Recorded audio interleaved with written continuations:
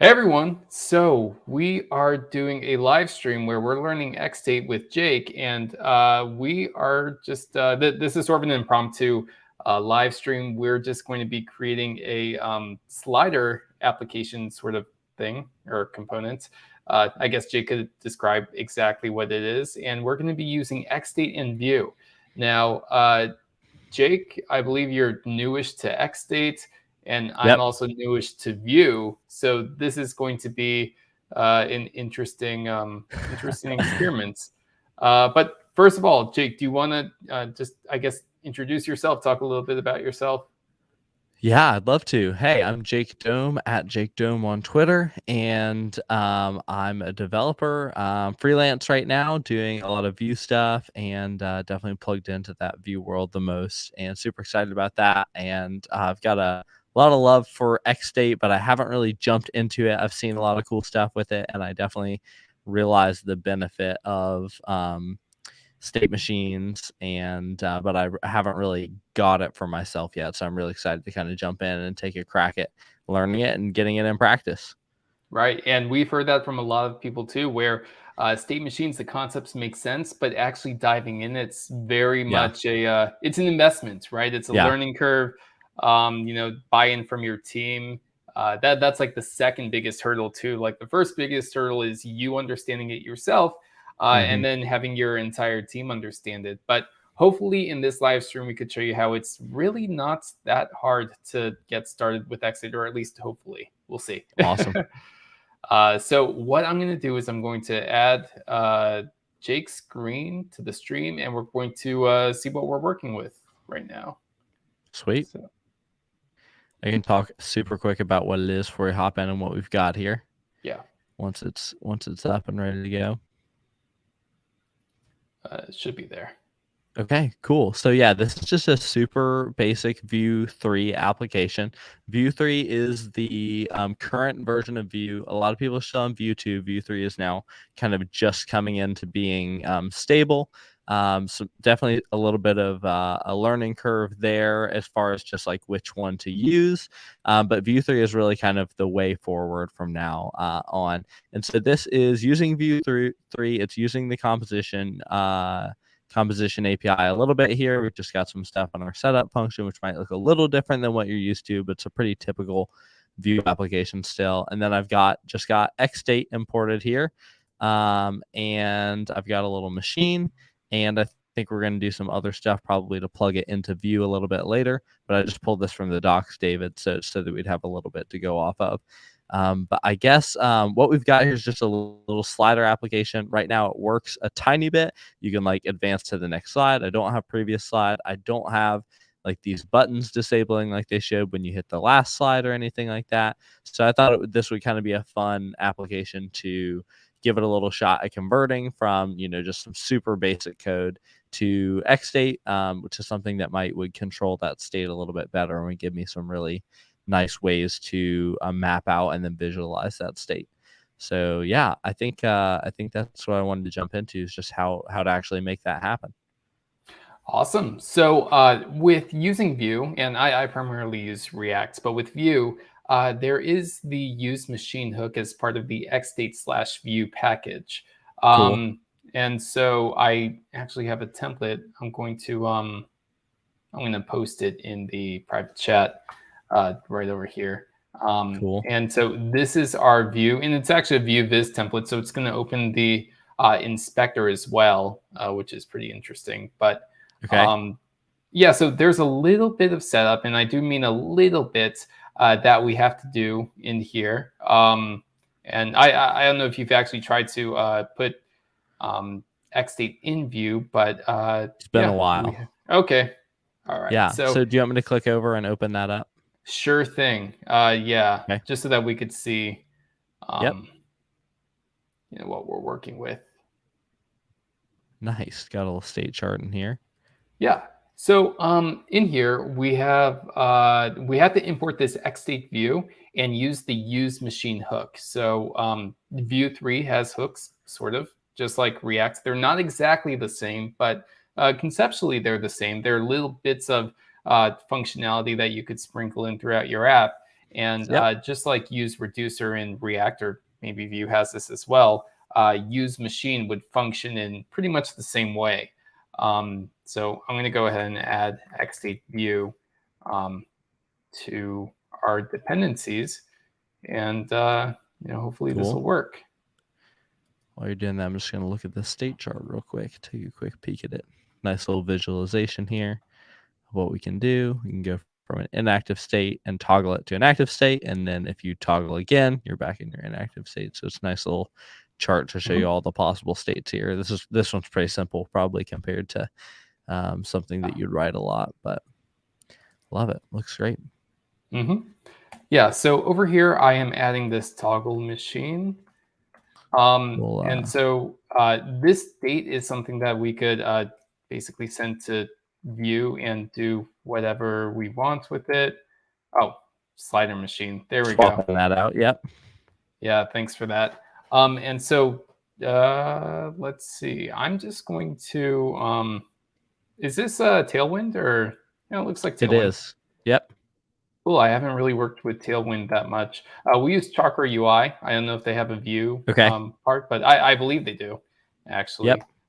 Yeah, they do. I think they've got a really nice view. So you're just going to need double brackets around that state dot value instead of single brackets. I'm trying to shake off my React knowledge. All right. So this just goes to show that we have right now, you called it slider machine. This actually comes from the toggle machine, and the initial state is inactive. And so that state dot value is what we're seeing right now.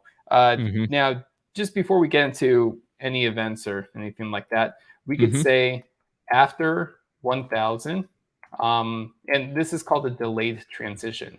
After 1000, we go to active, and let's actually do the same over here. So we could say after 1000, go to inactive.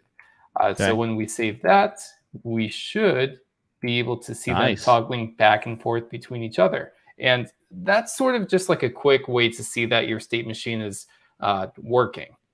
So hopefully that makes sense. But I think we're sort of diving into the deep end a little bit here. Yeah. So let's do this. We're going to start tabula rasa completely from scratch. I'm going to delete everything over here, and we're just going to be using context for now.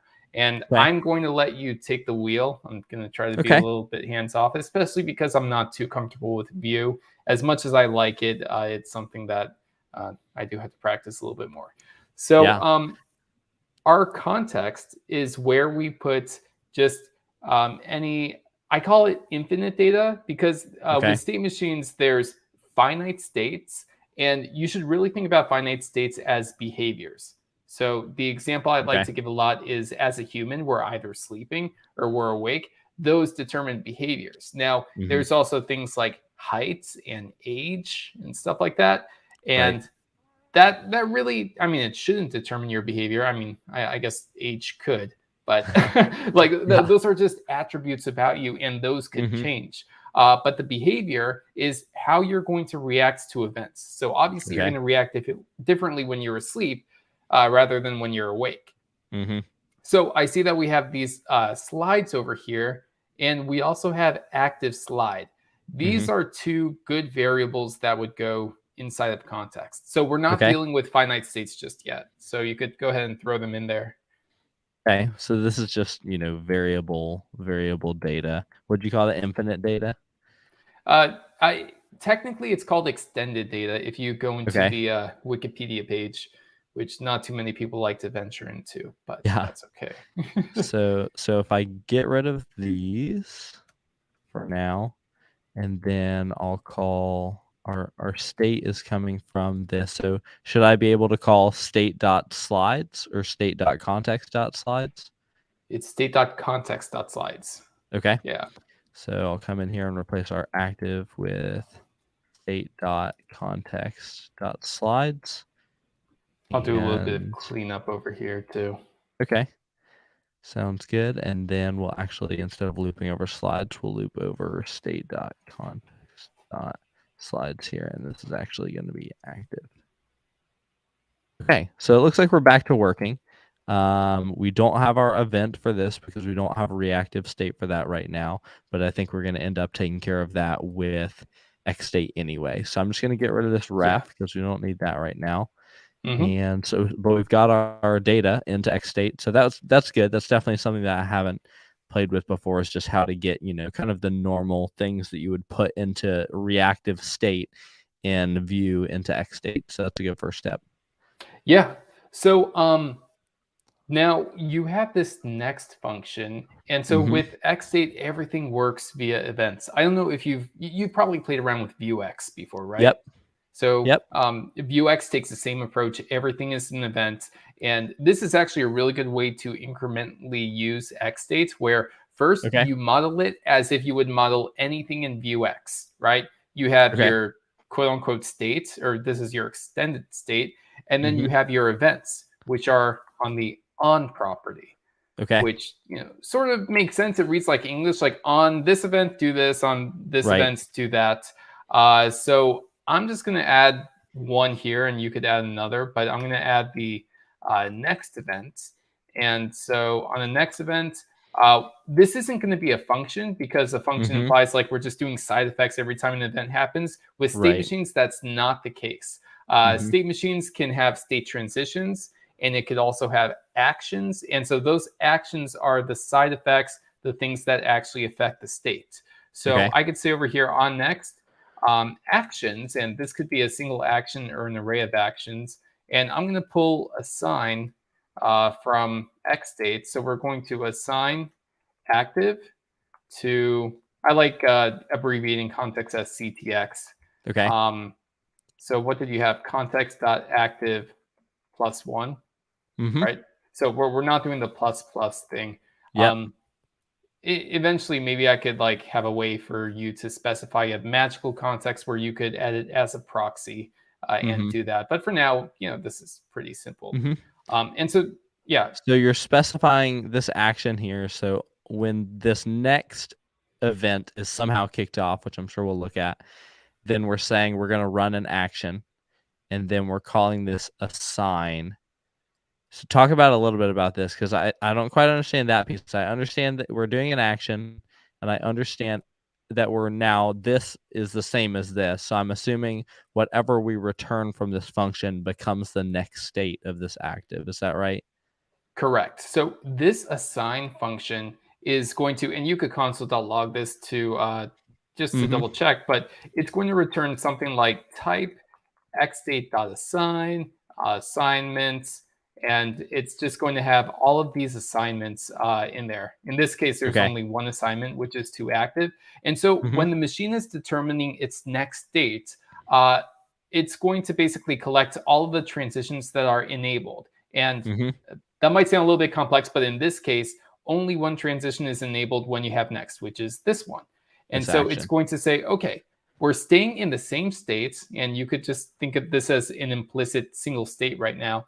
Yep. And we also have to execute these actions that change the extended state. And so it's going to read this object, which is a description of the side effect that's going to happen, and it's going to use that to, in this case, update the state.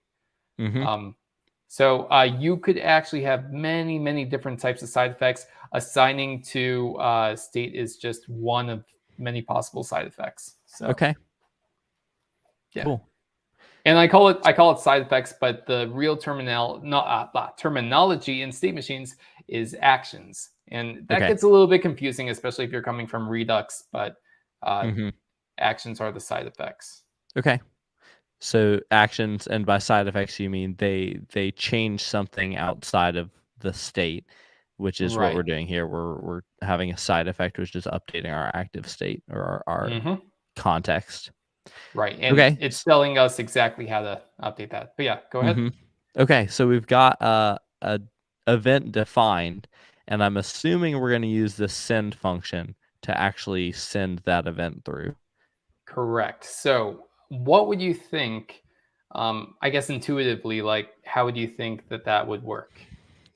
So to use it inside of our next function here, I would say you probably just send an event, send next, and it'll There you go. automatically kind of send that through the state machine.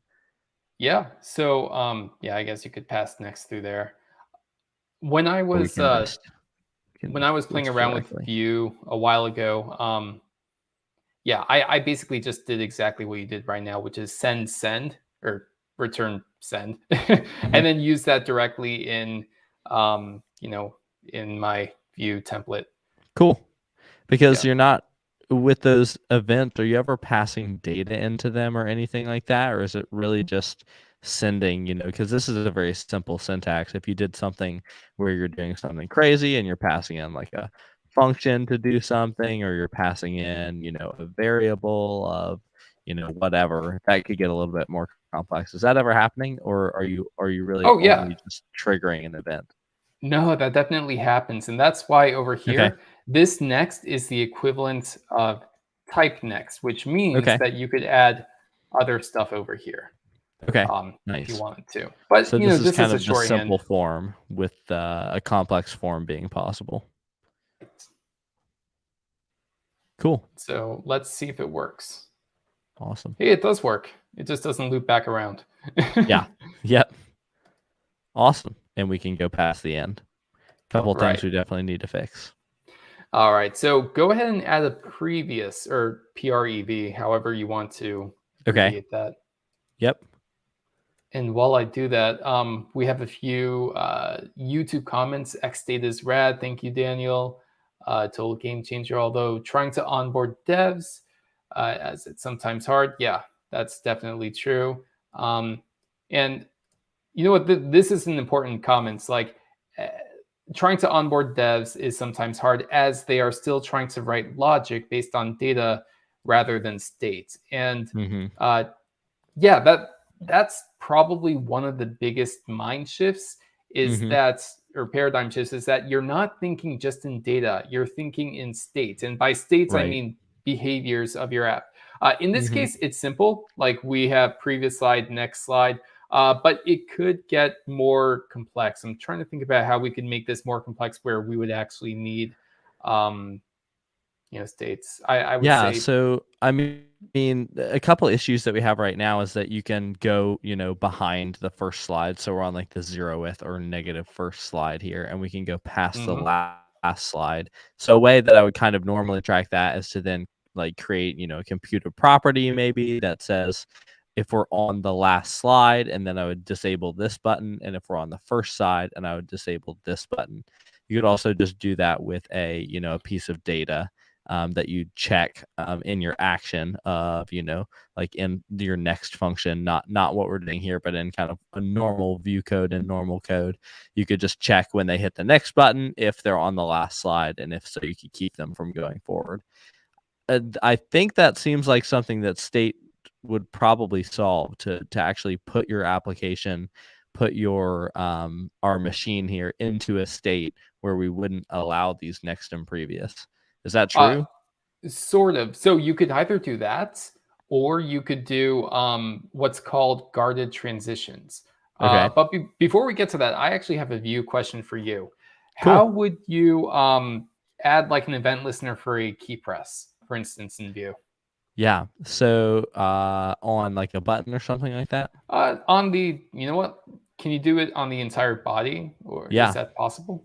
Or we can just do it on this div here. So when we're within, yeah. So you could add a key at key down, and then you could respond to that with, whatever you want to. You could send an event, or you could trigger something.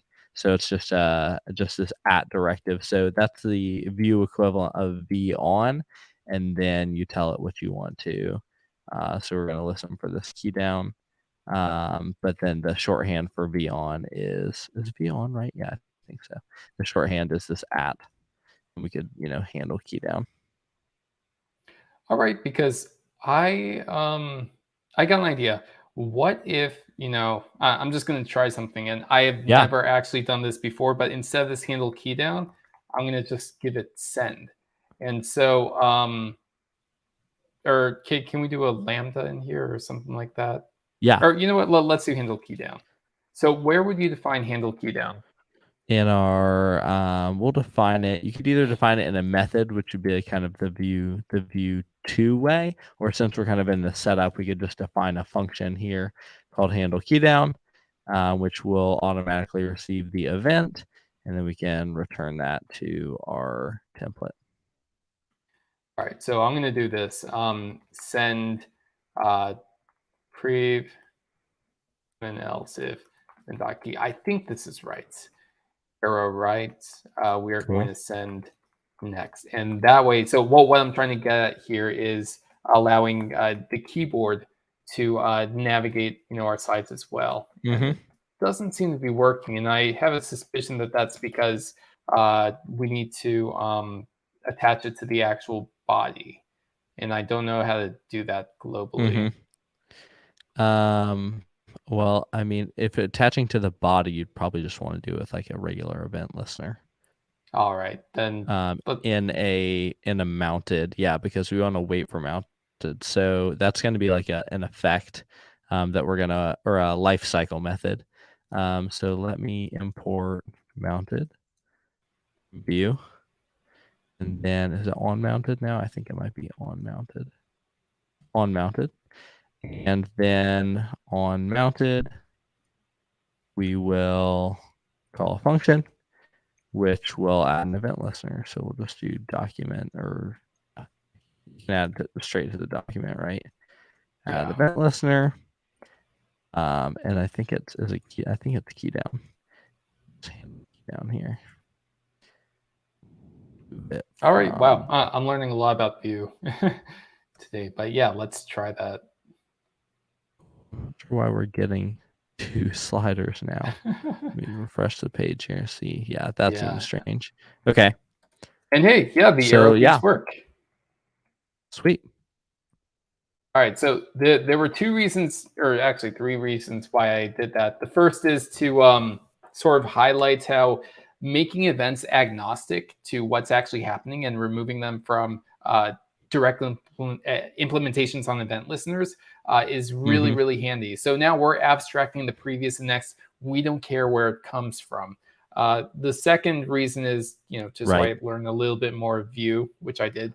And the biggest reason is actually because you were talking about the normal way you and many other devs too would do this is they would say, okay, let's check for, what index we're on. And if we're past like some sort of threshold, disable next slide or disable previous slide or something like that. However, if some other dev comes in and adds this previous and next functionality, the arrow keys are still going to work and go past those indexes. They don't care about disabled buttons. And so now you have another problem on your hands.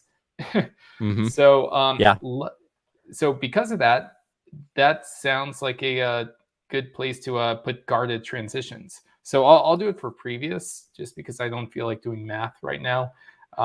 We would say cond for condition, and it's called cond just because that's how it is in SCXML. It's going to be renamed to guard in V5, but for now it's just cond. And so I want to say this transition is going to be active only if context.active is greater than 0. I think that's the right logic. Okay, so now if we do that, we should not be able to go, and you might need to refresh. We're starting on 1, so it's probably actually greater than 1, right? Oh, yeah. We should probably be starting on 0, but I've got the slides not 0 indexed. Off by 1 errors. We could make a, here, let me. A 0 with slide. What's a good emoji? That's a good emoji. Yeah, big fan of that. Cool. Okay. So and then we'll start our active state on 0, unless you want to start on 1. Yeah. So now we just need to do the same logic in next, and I'll let you do that. Okay. So we're just going to take a condition up here and add it above the action, and we'll say that context.active is less than context.slides.linked. This one. So hit previous, doesn't go, good. Hits next, doesn't appear to be working. Might have botched something. Might just, let's give it a quick refresh. Okay, next does not work. Let's see. Weird. Just see if we've got something weird going on here. Oh, did we actually send the event from the next? We did. Okay. Okay. Oh, next So, works for me. Context.active is less than context.slides.length. Could we turn slides into an array? Is that allowed? oh, it isn't an Oh, array. Yeah, that's right. That's I'll a just do problem. it. Yeah, that's totally fine. I just had it there for a little bit more readability, but that works too. Because Yeah. Prettier gets mad at you if you don't. Oh yeah, now it's doing But that's everything on totally the fine. same line. It's okay. Nice. There, That's a tricky great trick. prettier. Yeah, That's yeah. amazing. I'm gonna Just throw. screenshot that real quick. I need that for later. Yeah. That's In fact, you fantastic. could do like a I don't know. Uh-huh. Something like that. Love it. Like don't Okay. mess with this prettier. Okay, cool. So now we've got our next slide, and we can advance to the last slide, but we can't advance past it. Sweet. Mm-hmm. That's pretty Yeah. nice. Now, at And the that's same that's time, sorry, go ahead. no, it's just super readable. I think that's a super nice way to do it where you've got, and this is all defined right within your actual action here. So making it a condition of whether you can or can't do it is really how you would think about it just in normal logical terms, but it might be hard to express if you're just using kind of normal reactive state.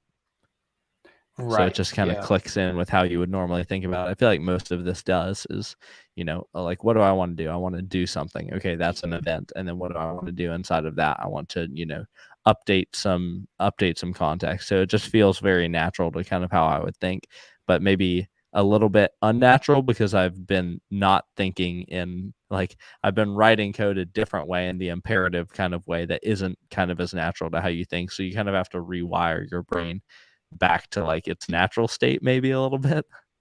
Yeah. Yeah. So, um, yeah, it does take a little bit of rewiring, but honestly, if you've used Vuex, then this is going to Hmm. come sort of naturally. And this, Right. it even looks like a more organized Vuex because you don't have switch statements, you don't have if statements. Everything is Hmm. just based on an object, which, I mean, there's a couple reasons for that. Number one, it is actually shorter to code rather Hmm. than a verbose switch statement. And the second thing is that this is visualizable, which I don't think is a word, but I'm going to pretend it is. So you can actually visualize this. Hmm. Uh, I'm actually going to try to visualize it right now. 1 second while I do this, just because it's super cool to see this Hmm. visualized. Or I mean, right now it's not really interesting as Hmm. a as a visualized machine. So that's why I actually want to add a state or add a couple states actually to Cool. this. So let's say that requirements changed. These emojis are all coming in from some sort of, async thing. Like we're Hmm. waiting for some data. We don't have to do the async await right away, but I just want to set Right. up the finite states in order to do that. So Okay. every state machine has an initial state. And so we could say initial, let's just call it loading. Then we have a couple states. We have loading and we have whatever you want to call it. So we could just say ready or showing or something like that. Okay. Um, Now, with these states, it's going to make you rethink your events here because now things are not events first, they're states first. And remember, states represent behaviors. So Hmm. clicking next in previous while you're in the loading state makes really no sense. Hmm. Those events should only belong in the ready state. And so I'm just moving that object over Hmm. to the ready state. Okay. And so now we see that the state is loading. You can see it at the top here. Yep. Um, so I wonder if there's a way to like gray out or make it a little bit transparent if it's loading, or Hmm. I don't know, just something. Yeah, we can Uh, just add some opacity to it. yeah. So how would you do that with Vue? So when we're to do it when we're in the loading state. Yeah. So when Yeah. state.value is loading, Okay. So I'll come up to my slider and I'll just bind a conditional class to it. So you've got this nice conditional class syntax with an object where the key is the name of the class that you want to apply if the value is true. So we'll apply the class opacity 50 if state dot is it loading directly or State dot value is loading. Okay, state dot value is That's equals loading. Cool. So now we are starting in our loading state, so we're getting this low opacity a little bit, so it's even let's make it even lighter. lower. Yep. Okay, cool. And maybe we can move this up just so that everything is Yep. okay. So grayed out. we're loading, and we're in the loading state forever, it seems. So we really need to transition out of there. Okay. This is a neat little trick, which I sort of previewed at the beginning of the stream, but something that you could do is use after transitions to sort of simulate transitions between states, especially as you're waiting for async data or doing any sort of long-running process. So we could say after, let's give it 2 seconds, go to ready. And so now you're going to see a transition to ready after, well, 2 seconds. So it's loading, and then it's ready. And so cool. Now we have our states. So sweet. Yeah. And now this seems like something that would be better to put in a visualizer. So I'm going to go ahead and do that real quick. And then I'm going to share it with you. Okay. So if you go to, let me go in the chat. This URL, go ahead and click it. And yeah, this is our new visualizer that we're currently working on. So right now you're seeing a beta of our brand new visualizer. And this is a machine that I saved to our registry. It's doing a few things. It's loading Monaco and pulling it from the registry. So sorry if it's taking a minute to do it. But what this is going to be is it's going to be a visualization of our state machine that we basically just made. So cool. After a while. So here's the machine. Yeah, there you go. Here's the visualization. Nice. Yeah. So when we're in our loading state, we have our after transition, which brings us to a ready state. And then it shows you that you've actually got actions that are tied to that ready state directly. Right. And you could click reset and see the machine start over again. And so got a nice delay here. Yeah, that's one of the most important parts to me about using state machines and state charts is that your application logic, you should be able to completely remove it from whatever framework you're using and simulate it. So you could grab, for example, this visualization and show, I don't know, your designer, your project manager, your friends, that here's my logic, is this correct? And they would say like, okay, we could see that we could do next and previous on the ready states. That makes sense. And yeah. Like just have it as a communication tool.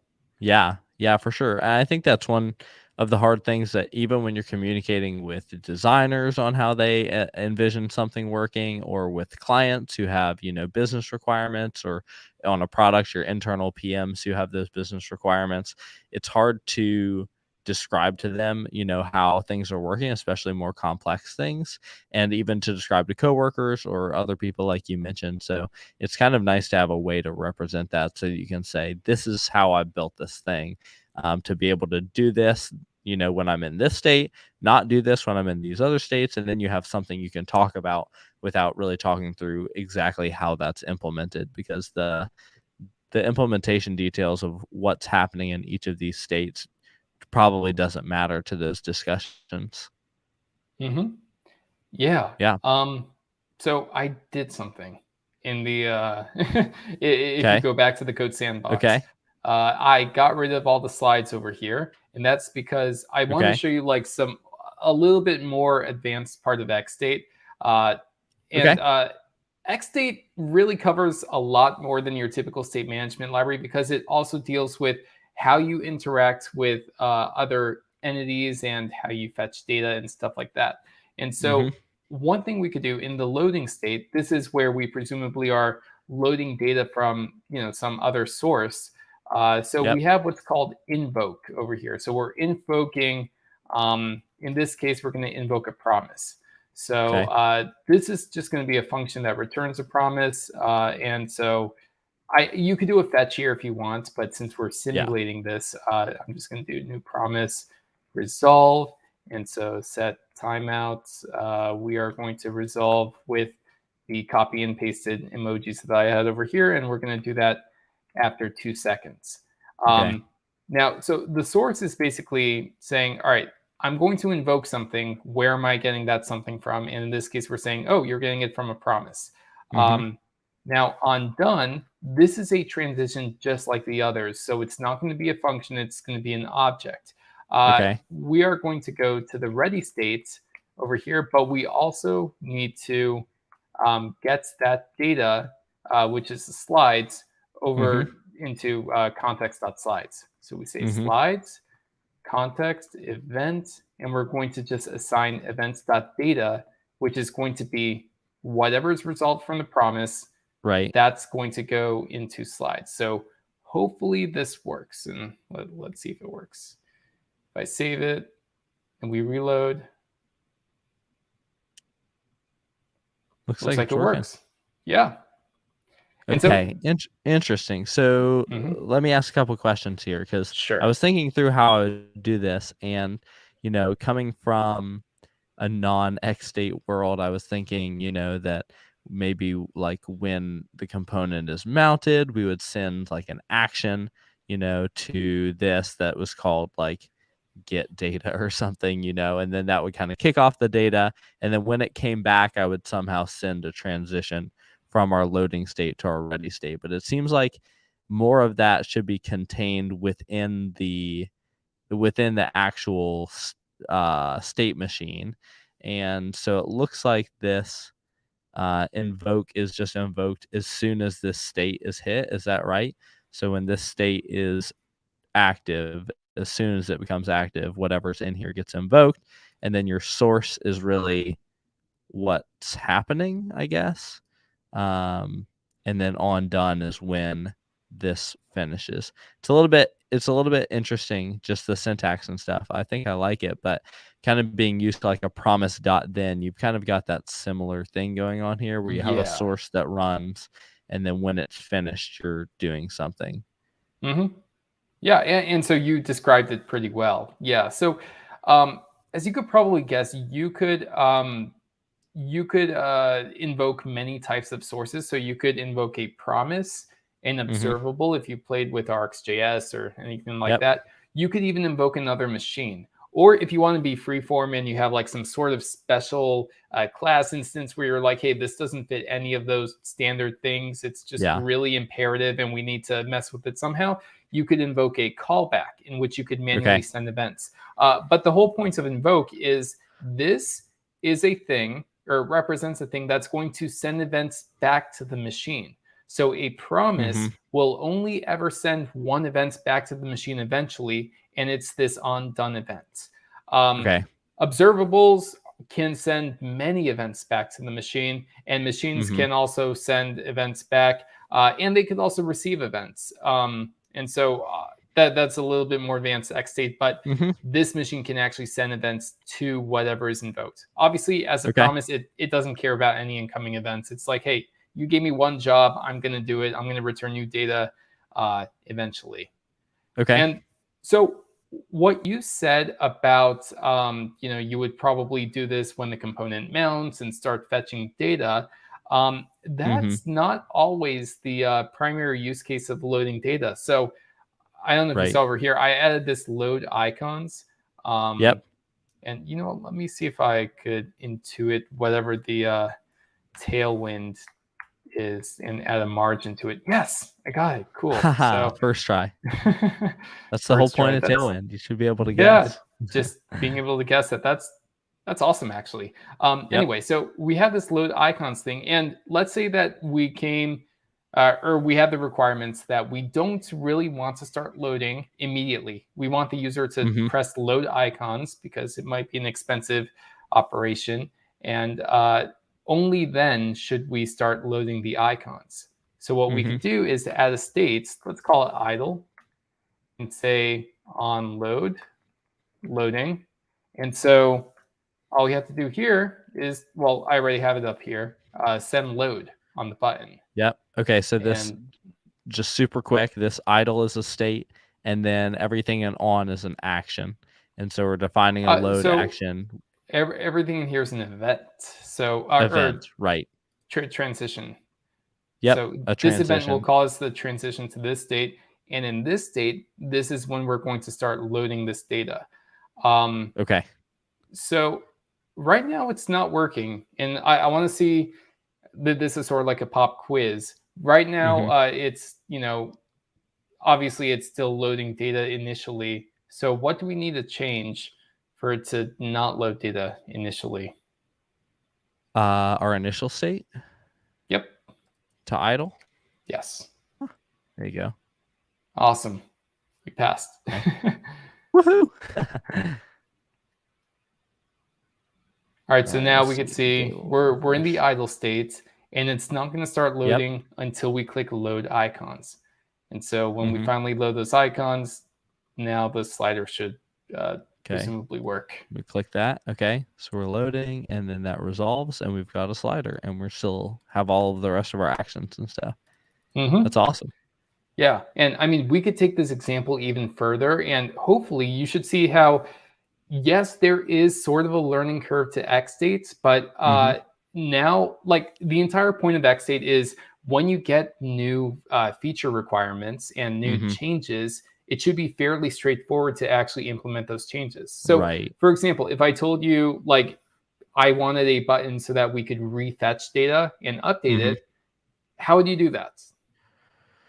Well, it seems like now I would transition back from our ready state to our loading state. That's exactly it. That's all you have to do. Yeah. Or let's say, here's another, it would be advanced in other use case or other, ways of doing it, but with state machines, it's not. How would you, like, let's say you're loading data, it's taking a while, so you just want to cancel. You don't care about the icons anymore. You transition, I guess. Okay, so are you saying once you have already loaded and you go to refetch, how to cancel that? So no, once you are in the loading state, and let's say it's taking a while and you're like, never mind, I don't want these icons. You probably want to just transition out of your loading state, either back to your idle state or to your loaded state, if it's like, depending. If it's already loaded. Yeah. And that's exactly right too. And that brings up another point, that whatever is invoked here, XState is smart enough to just sort of ignore when the promise is resolved, or if anything new comes from the observable. Actually, from observables, it unsubscribes from that. So basically, you're not going to get into that impossible state where you canceled, but a promise resolved. So it sort of tries to do something immediately. Yeah. Gotcha. Okay, cool. So from a practical perspective, you would, like, once you hit load icons, you would send the event, which when you're in idle, which changes to your loading state. So there would then be in your loading, and just collapsing that down a little bit. In your loading, you would have an action called cancel, or sorry, not an action, an event. I'm calling them the wrong thing. An event called cancel, which would transition you back to your idle state. Exactly. Yep. Okay. And that's all you have to do. That's pretty sweet. I'm practicing my view here. So I put a V show, right? Is that right? Yeah. So basically, when you click load icons, that should disappear. Okay. Yeah. So there we go. Sweet. Nice. Okay, sweet. I feel like I've definitely learned a ton. I think the different pieces are, how to think kind of in state machines, where to put your data, which we've got here. And then I think one thing that would probably be a pitfall for me is making too many things data that should be states, or should be somehow tied to an event. Something like if you wanted to have your last, on last slide, if you're doing something like that, you probably shouldn't be storing kind of that data that has to do with what state your machine is in something like context. So just a little shout out to that because I know that's something that I've kind of struggled with before, knowing what goes where. Mm-hmm. But I think this is super helpful. Yeah. Let's take a few questions real quick from Sweet. YouTube. And maybe you could answer some of these. Is it okay to initialize the context.active from query parameters? For example, if I want to share the current slide with a friend and send them the current URL, and should the machine update the query params? So there's sort of two parts to that question. And the first part is when you're actually creating the machine, that's where you would put, query params. So for example, Right. over here, if I add like query, and let's just make that an empty string right now, and Yeah. then I go down, I could say, and this is I'm trying to figure out. Oh, okay, yeah, never mind. I remember. You could say down here in the app setup, I could say context, and then query. I could, well, location dot or query or whatever it is. Read Yeah. from query params. Nice. I have to look that up and then the end. But yeah, you could just do that, and the machine is going to be started with those query params. Now, if the query params change or you have any other sort of data that's changing and you want to communicate it to the machine, like we talked about at the beginning, everything is done via events. There's no magic here. So whenever something happens, just as we're doing in this add event listener, we're sending that as an event back to the machine. So you would do the same thing when listening for query parameters, or even when communicating with other hooks or third-party, libraries.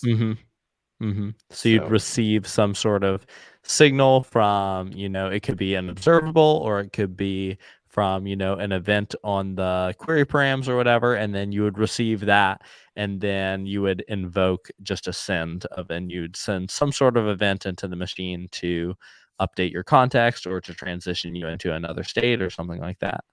Exactly. Yeah. So you're converting everything into events, really. Yeah. Cool. And the second question from John Lombardo, can a view use machine take a second options parameter just like the React hook? The answer is yes, it can. And Cool. I so, was actually going to ask about that since you were just showing that. Looks like you pass that in kind of when you invoke it, and then you can pass in a context. What other types of things could you kind of configure on your machine here? Do you uh, configure like your initial So state? yeah, there's Or a whole bunch of stuff, and I okay. actually put I can't unfortunately you can't click this link, Yeah. but on the actual stream, if you go to xstate.js.org/docs and look for the documentation on the XState View package, you're going to see a whole bunch of options. And XState View is at parity with the React equivalent. So honestly, if you're using React and you want to try out Vue, you could just copy and paste your machines from your React projects over into your Vue projects, and you're going to have the same actions, the same hooks, everything like that. The syntax might be a little bit different, but other than that, it's pretty straightforward. Nice. So is the syntax of the with the syntax of the actual machine, this machine wouldn't be any different, right? The Nope, syntax for not at how all. you would maybe call it with use machine could be slightly different, but these are actually totally agnostic, and you could have that as a logic package that you then export, and then you could pull into either a Vue library or a React library or a Svelte library or a Backbone library or anything like that, right? Yeah, and that's exactly the main idea. We want That's nice. XState to be completely separate from any framework, and we haven't started working on XState Backbone yet. But if there is enough demand, then we will do that. Awesome. I'd love to see it. Sweet. Okay. Did you have any more questions or? I think that's it. Unless there's anything else you wanted to cover. No, I think that was awesome. I'm super, super excited to get the chance to play around with this a little bit more, and just practically. So, guys, keep a lookout for me tweeting about XState now that I know enough to jump in and shoot myself in the foot. David, I'm sure I'm gonna need you to bail me out every once in a while. So Yeah, no, I'm always here to help. I mean, that's my job now. So awesome. Yeah. So, are yeah. you working on XState full time? Yeah, so we have a team working on XState full time. We're called It's amazing. stately.ai, and we are just trying to create a software suite of visualization and modeling tools, and also make the open source software as awesome as possible. In fact, the Sweet. visualizer that you saw at stately.ai/viz, that is open source. So yeah, Awesome. you could So go you can find it run and play run around it with it. Yes, locally if you want to. yeah, you can run it locally. Do whatever you want with it. Awesome. That's super cool. Well, congrats on that and good luck to you and your team. Yeah, And anyone watching or who sees this later, definitely give this a shot. If you're in Viewland and you want to mess around with it, and ping me, I'd love to chat anytime.